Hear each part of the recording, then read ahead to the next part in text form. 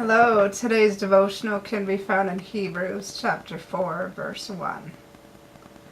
Let us therefore fear, lest a promise being left us of entering into his rest, any of you should seem to come short of it. Alright, so here's the thing, we're all going to fall short. We're all imperfect, and we're kind of stuck there. Because that's the nature of mortality, is being imperfect, living imperfectly. But we can still do our best to live well and do good with the time that we have. We don't need to be scared of doing our best just because it's not perfect. We can find joy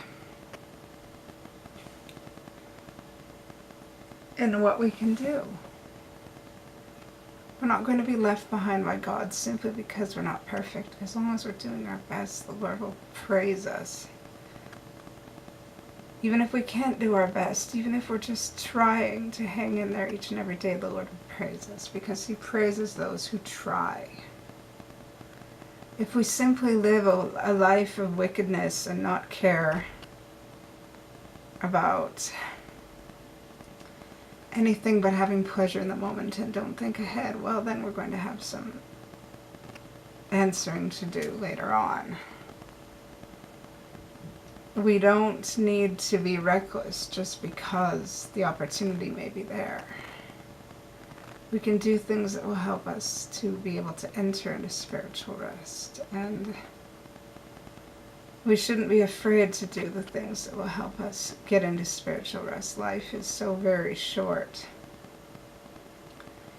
that we cannot afford to waste time constantly coming short if we are capable of doing better.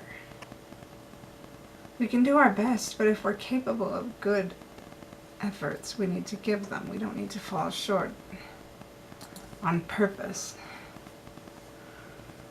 We will not be left out from the Lord's embrace, His rest, as long as we keep pushing forward and don't give up. If we give up, then we leave ourselves vulnerable to Satan, and once we are in his power, it's very hard to get out. Because of the atonement, our falling short, well, it won't be falling short. The Lord will guide us and help us to be successful in seeking rest in His presence, if that's what we want. With that said, I love you all so very much, and I say these things humbly in the name of Jesus Christ. Amen.